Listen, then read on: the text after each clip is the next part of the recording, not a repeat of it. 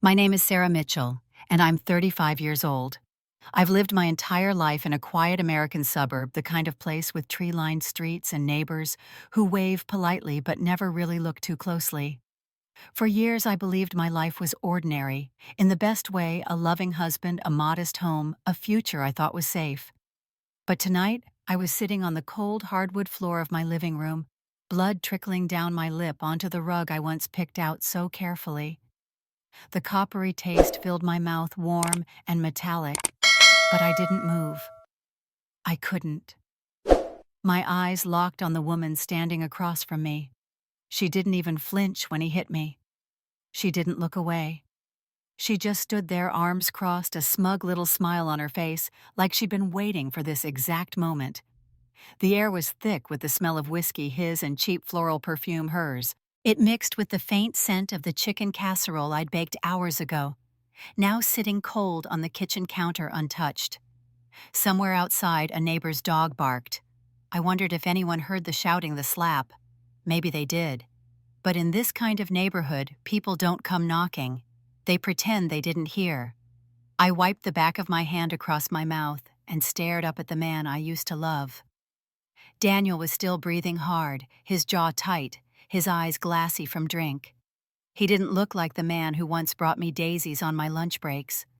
He didn't look like the man who held my hand the night my father died. He looked like a stranger. Worse, he looked proud of what he'd just done. The mistress, she was called Lila. She was younger, maybe 10 years younger. Her hair was that effortless blonde you only see in beauty magazines, her lips painted in a glossy red that caught the light every time she smirked. She had a sparkly clutch bag that didn't belong in my living room and nails freshly done in glittery pink. "See?" Daniel slurred, pointing at me like I was some exhibit. "This is what I deal with. She doesn't know her place anymore. Thinks she can talk to me however she wants in my own damn house."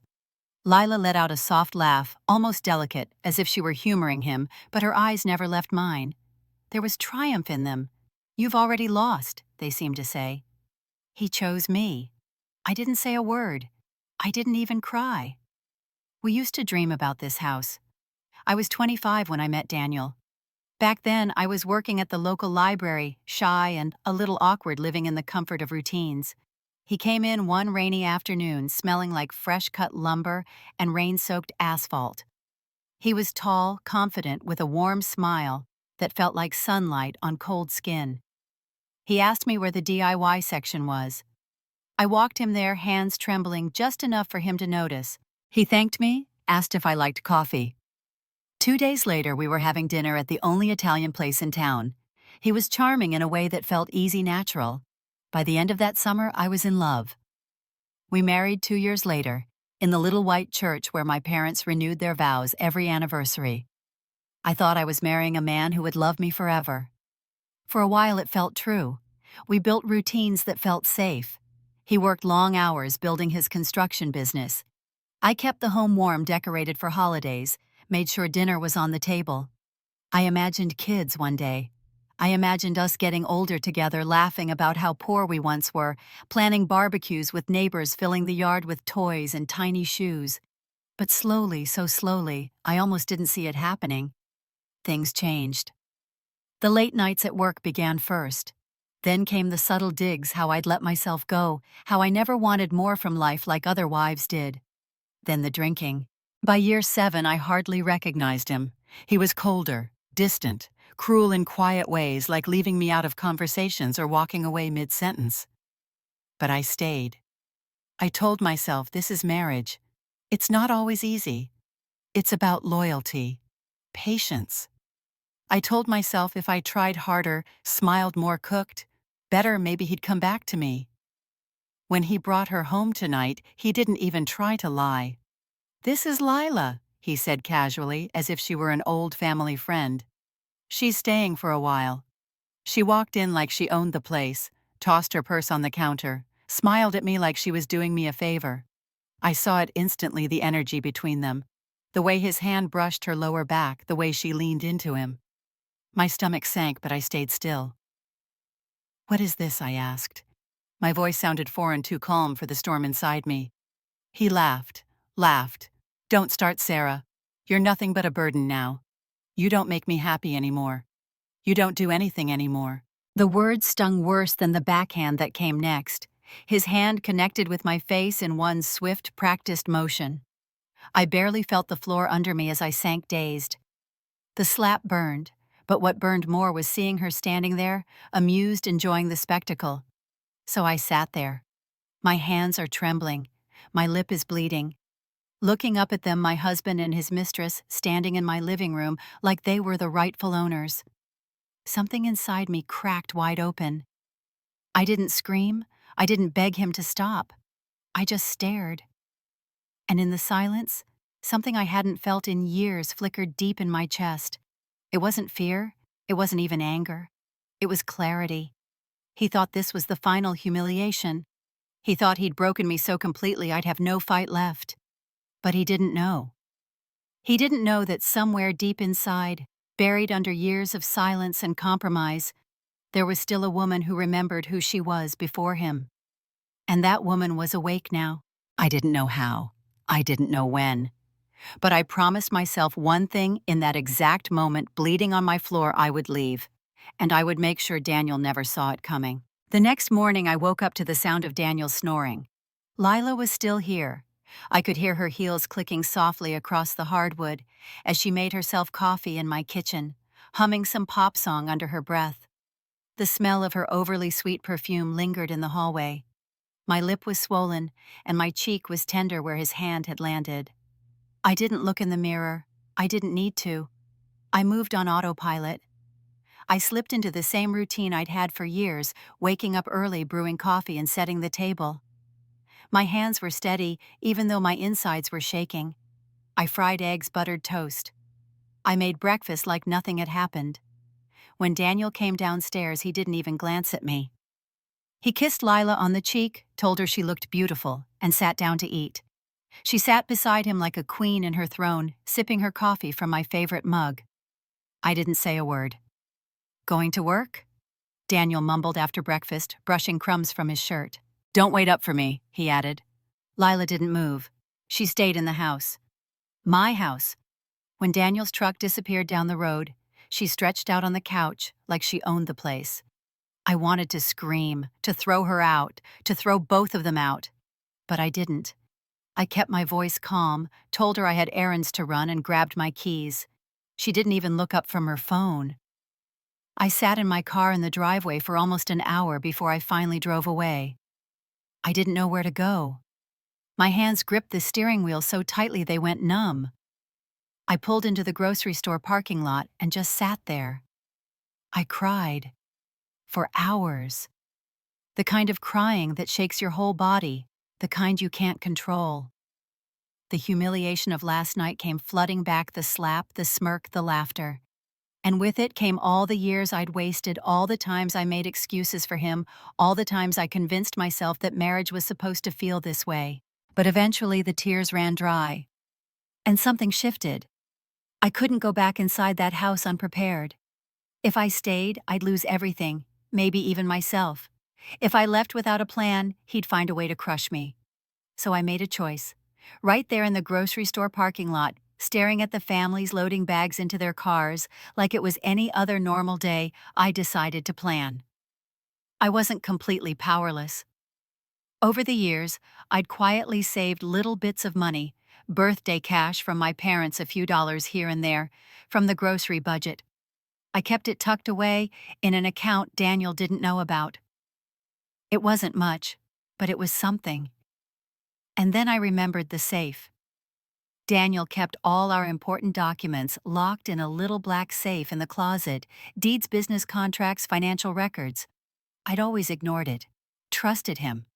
But I knew where the key was. I could almost see the contents in my mind: tax papers, the title to the house, the paperwork for his construction company. For years, I never cared to look. Now I couldn't afford not to. I needed help. Melissa. I hadn't spoken to her in years. She used to be my closest friend until Daniel slowly pushed her out of my life. She was a paralegal, sharp and direct, and she never liked him. Once years ago, she'd warned me quietly over coffee. "Sarah, be careful. He's not what you think he is." She was right. I dug through my contacts, praying her number was still the same. My hands shook as I hit call. Sarah. Her voice on the other end was surprised. I swallowed hard. Melissa, I need your help. I didn't have to explain much. She listened in silence, and when I finished, her voice was calm but firm. Listen to me. Do exactly what I tell you. I know a lawyer who handles cases like this: hidden assets, domestic abuse, all of it. Discreet. No one has to know until you're ready. She texted me the lawyer's number before we hung up. That night after Daniel and Lila left to go out drinking, I finally opened the safe. Inside, just as I suspected, house deeds, business contracts, even some bank statements I'd never seen before. My stomach twisted as I skimmed the numbers. He had accounts I didn't know existed. He'd been hiding money. I took photos of everything. The next morning, I called the lawyer Melissa recommended. We spoke in hushed tones while I sat in my car outside the park. She was calm, efficient, and told me exactly what to do next. Start documenting everything she said. The bruises, the texts, any proof of his infidelity, any threats. Don't confront him. Don't tell him what you're doing. Just play your role and stay quiet. So I did. For the next 2 weeks, I became someone else. I was the perfect wife. I cooked his favorite meals. I cleaned the house. I smiled at Lila like I didn't know she was sleeping with my husband in my bed. I laughed at his jokes like nothing was wrong. Inside, I was a razor. Every morning before Daniel woke up, I took photos of the fading bruise on my face. I saved his drunken texts. I recorded the times he came home screaming at me for things I didn't do. I documented the nights he didn't come home at all. I set up a new email. I opened a new bank account. I started moving small amounts of money. Daniel noticed nothing. He was drunk on his new freedom, flaunting Lila in public, taking her out in my car, spending money like it would never run out. Meanwhile, Melissa and the lawyer guided me quietly. Piece by piece, I built my escape plan. I was patient. Every time Daniel smirked at me, every time Lila strutted through my kitchen in her designer heels, every time he told me I was lucky he kept me around, I stayed calm. Because now I had a secret. They thought I was broken. But I was planning. And they had no idea what was coming. Melissa didn't waste time. The same day I called her, she started digging. Sarah, you need to hear this, she whispered over the phone 2 nights later. Daniel's been living a double life. I was sitting in my car outside the pharmacy, gripping the steering wheel so hard my knuckles turned white. What do you mean? He's been pulling money from his business accounts more than his usual salary. I cross-referenced some public records. He's underreporting taxes. And Melissa hesitated.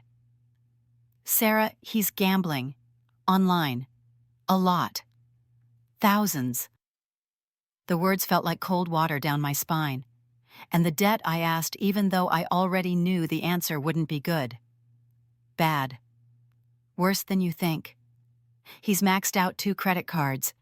He took out a personal loan last year, probably for the Mistress. But here's the kicker, he still looks like a golden boy in the community. No one suspects a thing. I pressed my forehead against the steering wheel, closing my eyes. Of course. Of course Daniel would make sure the neighbors saw a polished version of himself, the successful small business owner, the devoted husband, the man who volunteered to fix Mrs. Carmichael's broken fence for free. Meanwhile, behind closed doors, he was a fraud. Melissa's findings gave me something priceless: leverage. The next day I met quietly with the lawyer Melissa had recommended. We sat in a small office that smelled faintly of lemon polish and coffee. She was calm, professional, but her eyes were sharp as she flipped through the photos I'd taken of the bruises, the financial papers I'd copied, the printouts of Daniel's suspicious transactions. You have more power than you realize, she said, sliding one document back toward me. Because your name is on the deed to the house. I blinked. It is. She nodded. Your parents helped with the down payment, right? That makes your name legally tied to the property. He can't just sell it out from under you without your consent. For the first time in weeks, I felt a tiny spark of hope. The lawyer outlined the steps, filing for a secret protective order that would keep Daniel from throwing me out or harming me further. She explained how to freeze joint accounts quietly so he couldn't drain them without notice. She even showed me how to protect myself legally before I made any moves he could detect.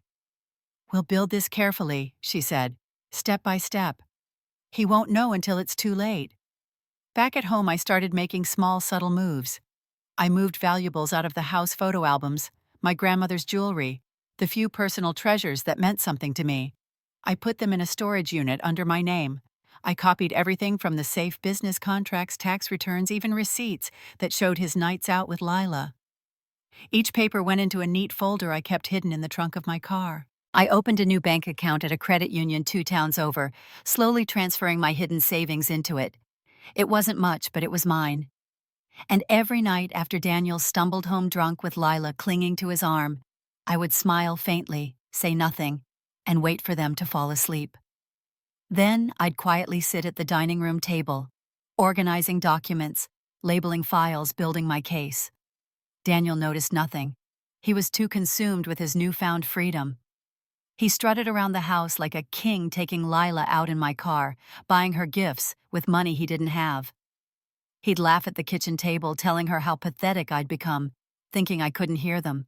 But I heard everything, and I was listening. Late at night, though, when the house was silent, doubt crept in. I'd sit on the edge of the bed in the guest room, the room I'd retreated to ever since Lila claimed the master bedroom, and stare at the worn wedding photos I'd tucked in a drawer. In those pictures, Daniel was smiling at me like I was the only woman in the world. His arm was wrapped around my waist. I was radiant, hopeful. I'd trace the frame with my fingers and wonder, how did we get here? I thought about the promises we made, about the girl I used to be, the one who believed in happily ever after, who thought love could survive anything if you tried hard enough. And for just a fleeting moment, I almost gave in. I almost convinced myself to let it go, to forgive him one more time, to stay. But then I remembered the humiliation.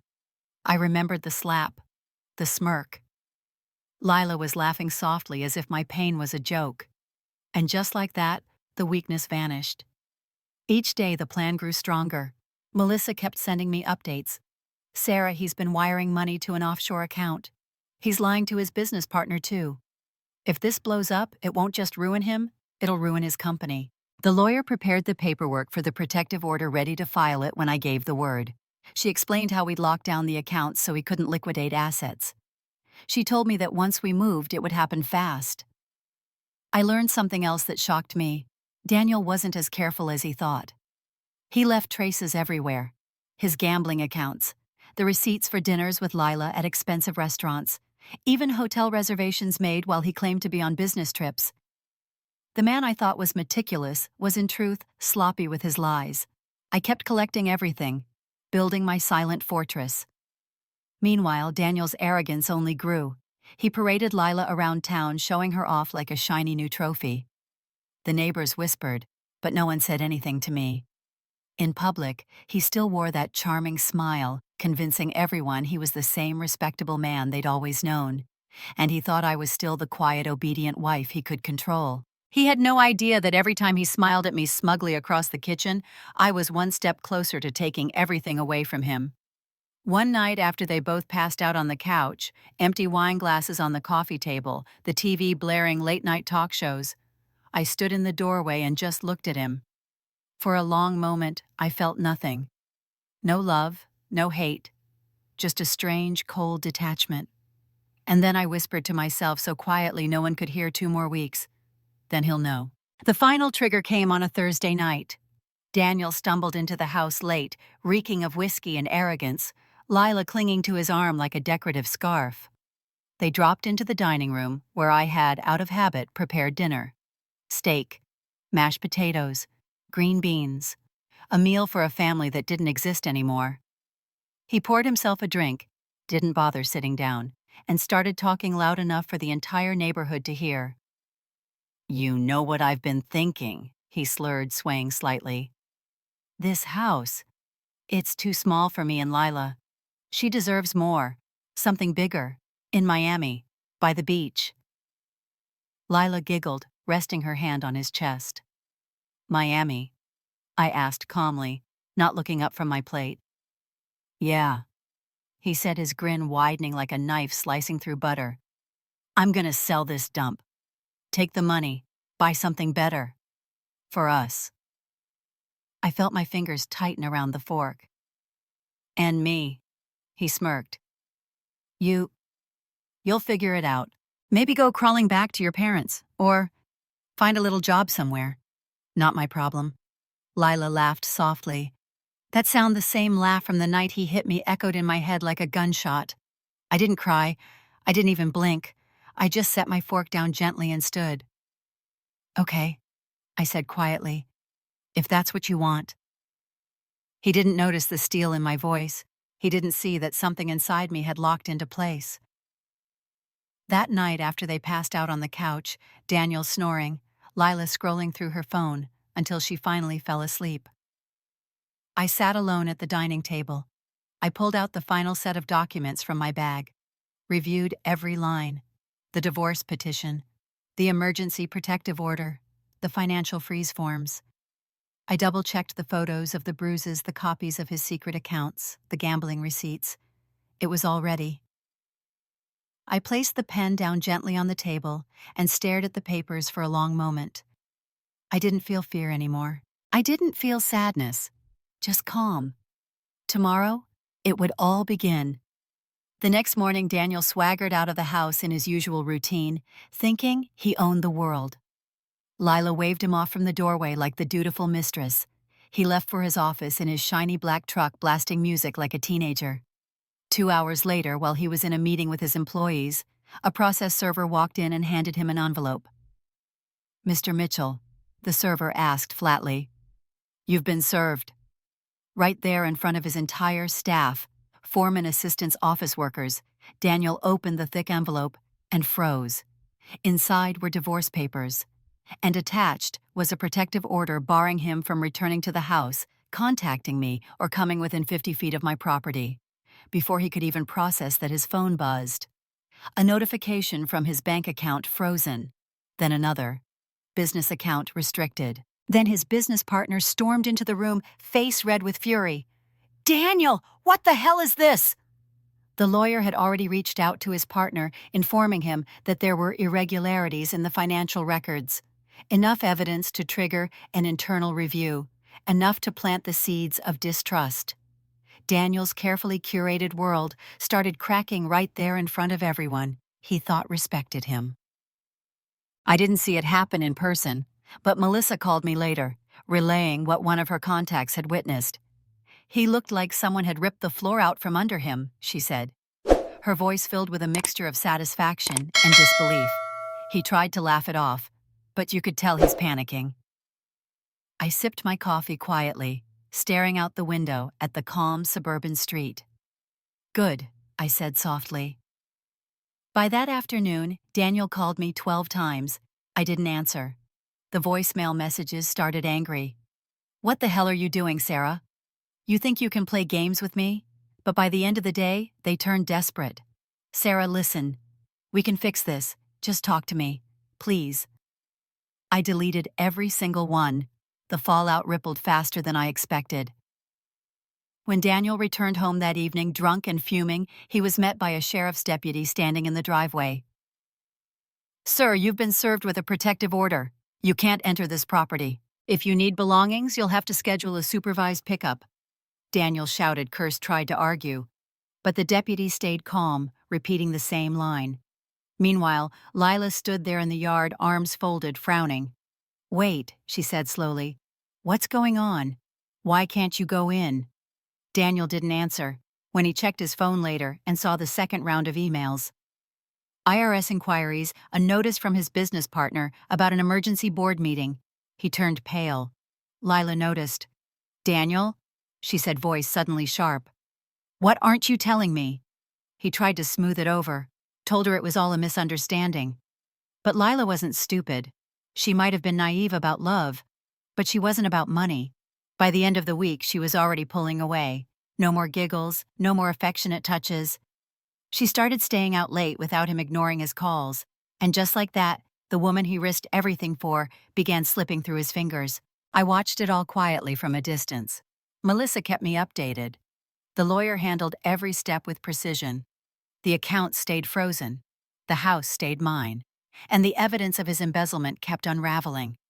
Daniel thought he'd humiliate me, thought he'd leave me broken. Instead, he was the one unraveling piece by piece, day by day. A week later, I drove by his office just once out of quiet curiosity. I saw him through the glass window, sitting alone at his desk, head in his hands. His once confident posture was gone. He looked smaller, defeated. I didn't feel joy, not exactly, but I felt free. Back home, I poured myself a glass of wine and sat on the porch at sunset. The house was silent, peaceful. For the first time in years, it felt like mine again. I didn't need to gloat. I didn't need to yell. Justice, I realized, didn't always have to be loud. Sometimes the quietest revenge is simply taking back what they thought you'd never have the strength to reclaim. In a small town like ours, secrets don't stay buried for long. It started as whispers at the coffee shop. "Did you hear about Daniel Mitchell?" Someone murmured over a cappuccino. "They say Sarah filed for divorce. And there's another woman involved."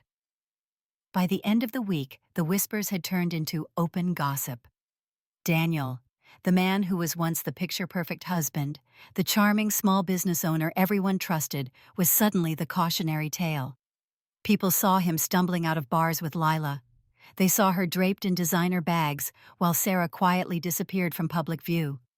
And now, everyone was talking about how the tables had turned. The scandal of the Mistress spread like wildfire. Lila wasn't from our town, and that made her even more of an outsider. Mothers whispered her name at the school pickup line. Retirees traded theories at the farmer's market. Even Daniel's employees couldn't look him in the eye anymore. It didn't take long for the gossip to reach his clients. Contracts were quietly canceled. A big renovation deal he'd been counting on suddenly fell through. Homeowners who once praised his work stopped returning his calls. His business, the pride he always bragged about, was starting to bleed out. Meanwhile, my lawyer worked fast. Within 2 weeks, I had temporary spousal support secured by the court. The judge reviewed the evidence, the bruises, the financial records, the protective order, and granted me exclusive rights to the house. Daniel was legally barred from selling it, renting it, or even setting foot on the property. The accounts he hadn't hidden well enough, I got access, enough to keep me comfortable while we untangled the rest. And then came the big blow, the IRS. Melissa had flagged Daniel's underreported taxes and suspicious transactions, and my lawyer quietly passed the evidence along. Soon, Daniel received a letter from the Internal Revenue Service, formal, cold, and terrifying. An investigation was opened into his gambling losses, the offshore transfers, and the false deductions he'd claimed for years. His golden boy reputation was collapsing in real time. I stayed quiet through it all. I didn't post on social media. I didn't talk to anyone except Melissa and my lawyer. I just went about my days, calmly grocery shopping, cleaning the house, sipping coffee on the porch. But Daniel was unraveling.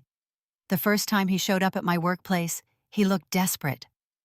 I was shelving books at the library when I saw his reflection in the glass door. He walked in wearing the same wrinkled shirt he'd worn 2 days before, his hair disheveled, his eyes bloodshot. "Sarah," he said, his voice cracking. "Please, can we talk?" I didn't even look up. "You're violating the protective order," I said calmly. He stepped closer, lowering his voice. "Look, I made mistakes, but we can fix this. We can make it work. I can get help." I turned, finally meeting his eyes. "Leave Daniel." The librarian at the front desk was already on the phone with the sheriff. By the time the deputy arrived, Daniel's desperation had twisted into anger. "You think you're better than me now?" he hissed as they let him out.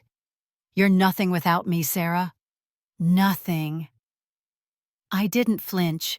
The restraining order held. After that day, the calls and texts became erratic. One message would be pure rage. "You ruined my life. I'll make you pay." The next would be pitiful. "Please, Sarah, I'm sorry. Just talk to me, I'm begging you." I didn't respond to any of them. My lawyer documented everything. Lila lasted another week. When Daniel's credit cards were declined, when the fancy dinners stopped, when she realized the wealthy, stable guy was drowning in debt and legal trouble, she disappeared. She didn't even leave a note. Melissa told me that one of her contacts saw Lila at the bus station dragging 2 suitcases on the phone with someone about going back to Atlanta. By the time Daniel came looking for her, she was gone. And that's when he started to fall apart. The clients who hadn't already backed out began demanding refunds. His business partner, furious over the financial mess, froze what was left of the company accounts and filed his lawsuit. Neighbors stopped waving when they saw him on the street. Some even crossed to the other side. The man who once strutted through this town like he owned it was now a ghost. I didn't rejoice. Not really. I just watched, quietly, from a distance. Melissa kept me updated. The lawyer handled the rest. I didn't need to get my hands dirty. One afternoon, I sat on the porch with a cup of tea watching the sun dip behind the trees. The air was warm, calm, peaceful. Daniel's world was collapsing, but mine was just beginning again. For the first time in years, I wasn't afraid of what tomorrow would bring. The house felt different now. For weeks after Daniel was forced out, it still carried the echo of his voice, the smell of his cologne lingering in corners, and the shadow of what had happened. But slowly, piece by piece, I began to reclaim it. I started with the master bedroom. I stripped the sheets he and Lila had touched, tore down the heavy curtains he liked, and threw out the bed entirely. I painted the walls a soft sage green, the color I always loved, but he'd dismissed as boring. I replaced the furniture with pieces I chose for myself: warm woods, soft linens, cozy touches that made the room mine. The kitchen came next. I replaced the cold chrome fixtures he'd insisted on with copper and oak. I filled the pantry with the foods I loved, the ones he used to mock. The dining room table stayed, but I refinished it, sanding away years of his fingerprints. Each renovation felt like wiping away a stain. The house, once a place of humiliation, was becoming my sanctuary. I enrolled in an art class at the community center, a small thing I'd given up years ago because Daniel said it was a waste of time. The first night, I sat in front of a blank canvas brush, trembling in my hand. I was nervous like a teenager starting something new. But as I dipped the brush into paint and dragged it across the surface, something inside me loosened. For the first time in years, I wasn't thinking about him. I started reconnecting with old friends, too. Melissa came over for coffee one afternoon, and we sat on the porch laughing about things we hadn't talked about in years. I reached out to Claire from high school, and we met for lunch, catching up on decades in a single afternoon. Little by little, my life started to feel whole again. One Saturday, I went to the animal shelter just to look. I told myself I wasn't ready for a pet, but then I saw her, an older golden retriever with soft brown eyes and a graying muzzle. Her name was Daisy. When the volunteer told me she'd been abandoned by her previous owner, something inside me clicked. I knew exactly what that felt like, being left behind unwanted. So I brought Daisy home. The first night, she curled up beside me on the couch, resting her head in my lap. The silence of the house, once suffocating, now felt warm, safe. And when I laughed at Daisy's silly, clumsy antics, it wasn't forced. It wasn't a mask. It was real. 2 weeks after the beating, the night everything changed, Daniel hit rock bottom. Melissa texted me. He's staying in a cheap motel on Route 7. His accounts are drained. The business is collapsing. I didn't ask how she knew. I didn't need to. Later that night, my phone rang. His name flashed on the screen. For a long moment, I just stared at it. I almost didn't pick up. But then I remembered the slap, the smirk, the laughter of the Mistress. I remembered the nights of silence, the years I'd wasted trying to hold together something that was already broken. So I let it ring, and then I let it go to voicemail. When I finally listened, his voice was hoarse, small, nothing like the man who once strutted through my kitchen like he owned it. "Sarah," he said quietly. I'm sorry. I don't know what I was thinking.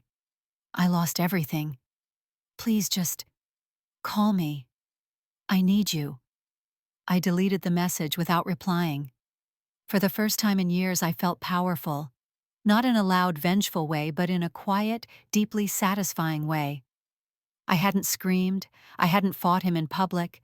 I hadn't stooped to his level. I had planned. I had been patient. I had taken back my power carefully, piece by piece, until it was mine again. And it felt better than any loud revenge ever could. Some nights I sat on the porch with Daisy at my feet, looking out at the peaceful street. I thought about the girl I used to be, the one who believed love meant sacrificing everything, even herself. I thought about how small I had let him make me, how close I came to believing I couldn't survive without him. But I had survived. More than that, I was rebuilding. I wasn't just a woman who endured. I was a woman who chose herself. I was a woman who turned a house of pain into a home of peace. I was a woman who learned that the best revenge isn't about destroying someone else. It's about finally choosing you. And as the sun dipped below the horizon, bathing the yard in gold, I smiled. For the first time in a long time, the silence didn't feel empty. It felt full, full of possibility, full of me. I sat at the kitchen table one quiet evening, a cup of tea steaming beside me. Daisy curled at my feet. The house was still bathed in the soft glow of the setting sun.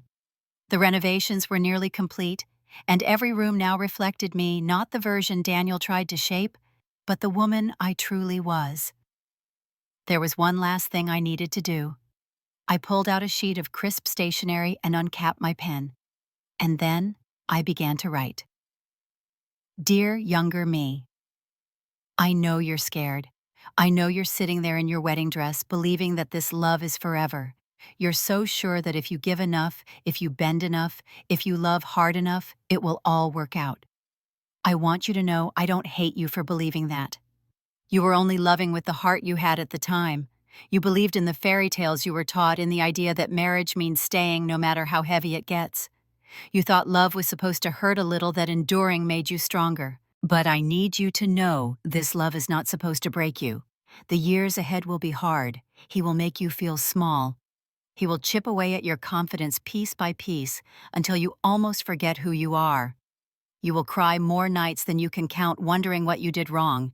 You will forgive him again and again, thinking maybe next time he'll change. But you will also survive.